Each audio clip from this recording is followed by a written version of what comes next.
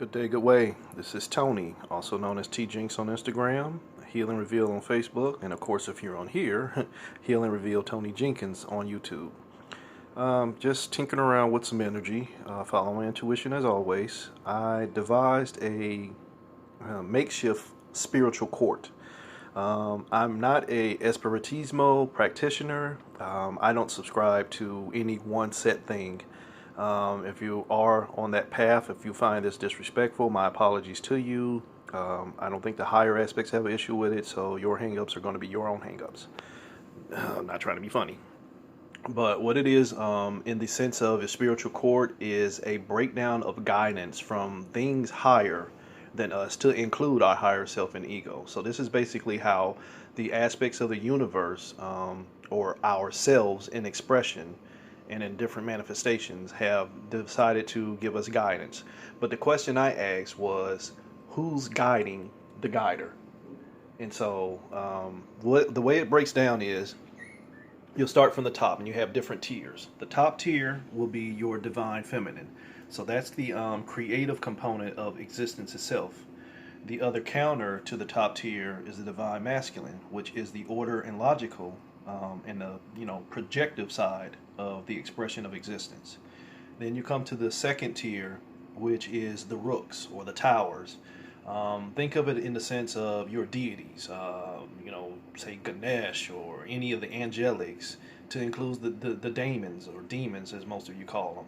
And aspects, I'm not going to say aspects of nature. In a sense, yes, the Orisha. I will go ahead and say that. So the Orisha, the Loa, the Neter, all these higher aspects that can express a more direct, energetic link to your divine notions. So let's just say it in this way, just to stop all the rambling. These are the things closer to the piece of puzzle of the original source itself. Then you get down here to the third tier, which is your bishop. This is where you get into, if we're looking at it in tiers, these are the things that are directly below us. So these are like your elementals and nature itself. Then you come here to the fourth tier, and you have the knights. You have the light knight, which in my thinking is your elevated ancestors, the things that are like more DNA linked to you, but these are the ones who have ascended outside of the trappings of the mind. And then you get over here to the dark knight, which again is ancestral, but these are the things that have not necessarily ascended or that have been implanted. And if you're not familiar with memory implants, it's a real thing. You can look at it from the spiritual sense, or you can look at it from the scientific sense. They've been implanting memories in animals to include humans for decades.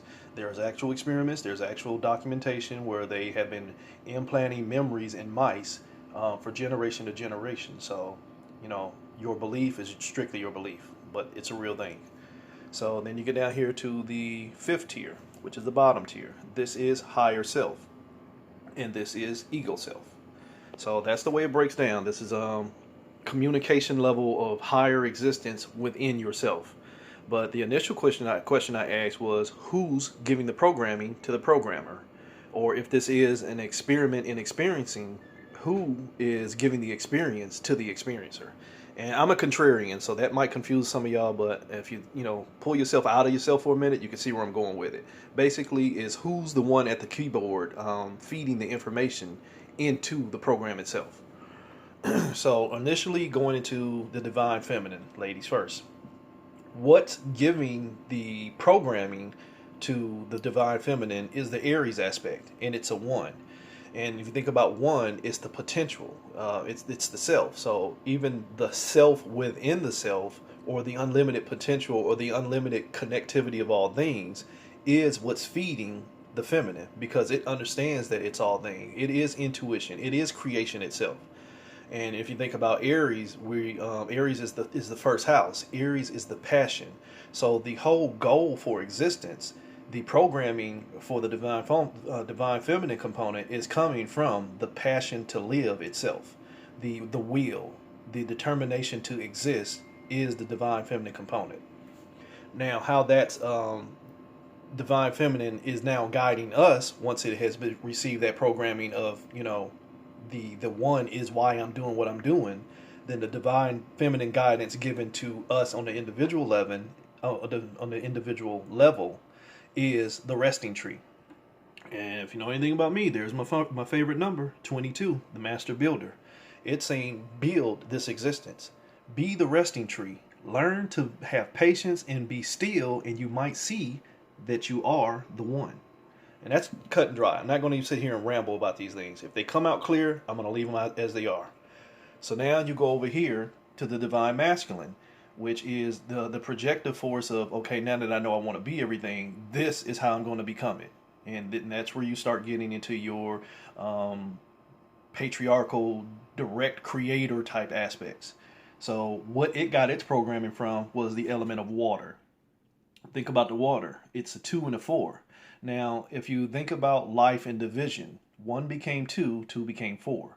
And that's how you get a foundation, which is a 6. So 2, when it saw itself, then it wanted to become all things. And so that 2 wanted to put itself in a box so that it could witness itself. That 4, in a sense, is a box, but for some things, it could be seen as a balance. So the 2 and the 4 made a 6, which is foundation or perfection. So the water, which is the source of almost all forms of existence anyway, it wanted to be water. Now that directive that it passed down to us on an individual level is the fire prince in reverse. And, this is fire and projection. I mean, fire is a creative element. It is, in a lot of people's point of view, the most destructive but complete element there is. It will burn through and create everything. And so it made itself a projector, the aggression. It created everything. It put forth and made everything there is. And then it looked at itself optimistically. It put itself in the box so that it could witness itself. And that's the way this is breaking down for existence. And again, I'm going to keep moving faster. Getting into the rook. Again, these are the pieces of the puzzle that were closest to the original puzzle itself. Your angelics, your deities, all those higher level energies that we ascribe to. Orisha, Lowell, Netter, all that stuff. What the primary influence it got its directive from was the Sagittarius in reverse. The Sagittarius is a 9 energy. 9 is the highest vibration.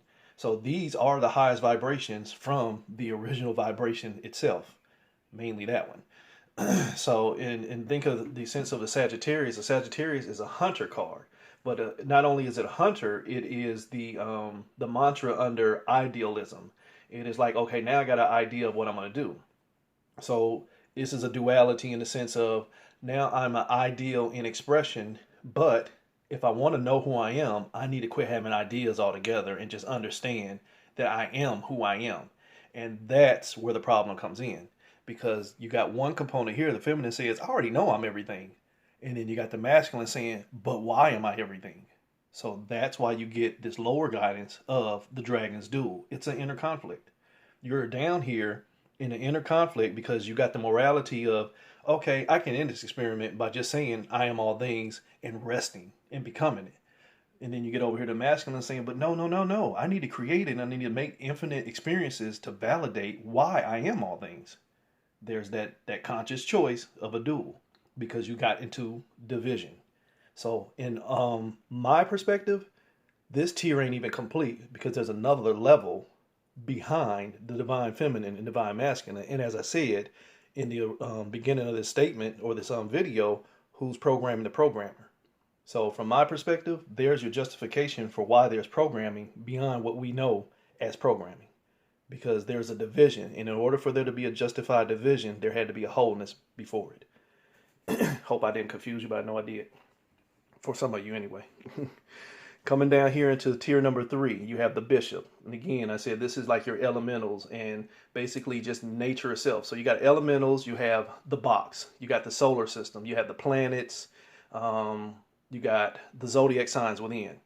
Those are the things that keep you in that box that the divine masculine decided to put us in. So within that box, you have this bishop, the guides. The original programmer it took was Mars. And again, it projected and it gave off that angry or that creative element of fire, which nothing rules fire more than Mars. It is war, it is struggle, it is strife, it is all that. And it's a 17. And it's a, think about the 17. It's the potential for self-awareness. Remember now, the divine masculine just wants justification for why we are all things. Here it is right here. You have the potential to become totally aware of yourself, but it's in delusion, because in order to become aware of yourself, you need to become aware of all things, and that's going to require you to build and rest. So this is why patriarchy has got us to where we are right here, in my personal perspective. So it took that programming of Mars, meaning it's going to force its way through here. It's going to be aggressive, and it's not going to sit still. It's going to create with force. The lower guidance it gives you is the cosmos in reverse. And this is a true reversal. It's saying you're broken yourself down. You no longer see yourself as all things. You think of yourself in division. And by thinking yourself in division, you are now trying to find your way out of the box that you put yourself in the first place. That's that 41. That 4 is that box, that balance, and that 1 is you trying to find yourself. Instead of slowing down and finding out or remembering, you are already at a state of stillness because you are already the 1. So I didn't stack this deck. I promise you I didn't stack the deck. I see where this is going, and from my contrarian mindset, it works perfectly on everything that I always feel. And I will go ahead and say that as a reader, sometimes we do have the tendency for what our mindset is may come out in the cards. And if this is what I just did here, then damn, I'm strong. That's all I'll say. So getting over here to the 4th tier, which is your ancestral guidance. This is your higher elevated guidance, the ones who have probably seen themselves out of this trap and still are in progression of elevation back up towards these higher aspects. So their finite thinking, or their primary programming, I should say, is the Capricorn energy, which is a 10. I know I'm whole. 10 is wholeness. 10 say, okay, I see that potential in myself to be whole. That 0 is a whole. So your higher elevated ancestors are already sitting here telling you, man, keep still and get back to your divine feminine. And the guidance they're giving you is the Horse King. And they're trying to give you the assistance to understand that you are controlling all this stuff. And maybe you need to let go of that control. Because remember, the divine masculine told you to go from 2 to 4.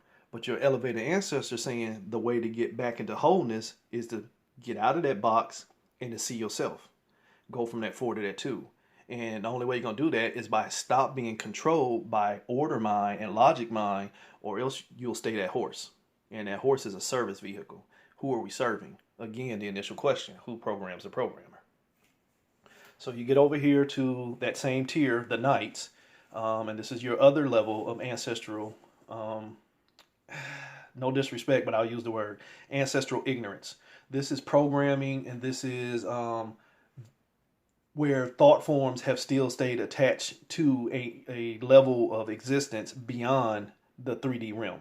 And it takes its programming from the sun. It takes its programming from the divine masculine. Again, it's a 1-3, it's a 4, it's the box. It's saying, I'm going to use my voice as my potential to get out of this. That 1 is the potential, that 3 is your voice, your communication. And I mean, it plays through in there. So it's primary programming from an ancestral tainted point of view of still holding on to concepts and thought forms and beliefs.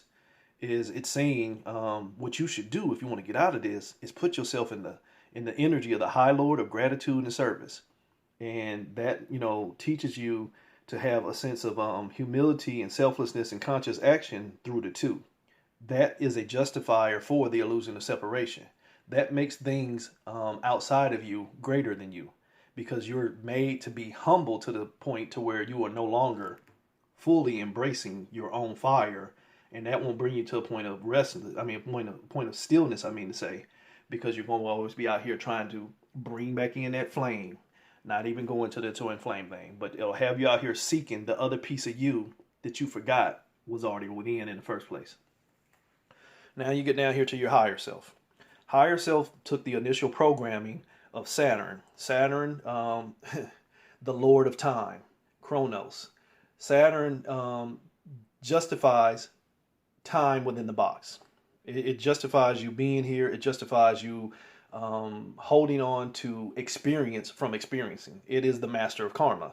So it's like every action has a cause and effect. Law of attraction. Almost any law that you can dig up, or to include the law of shit, you can probably place under karma, or under Saturn's rule. It's a justification for existence.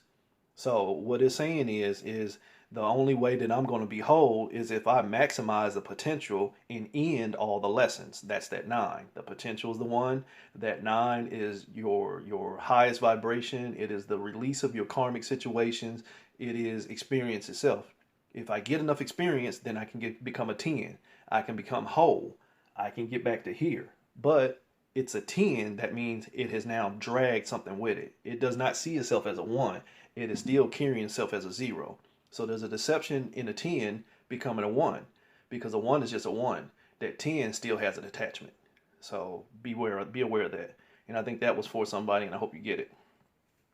Now, the guidance that higher self will give you, being under the deception of being programmed, is the spiral dancer. It will keep you in samsara's wheel. It will still try to validate having experience, in the sense of a circuitous route, because your perception has now been based on the stimuli, which has already been kind of like given from things higher than the stimulus. And it is, I mean, think about it. It's a 5. 5 is coercion. 5 is struggle. 5 is manipulation.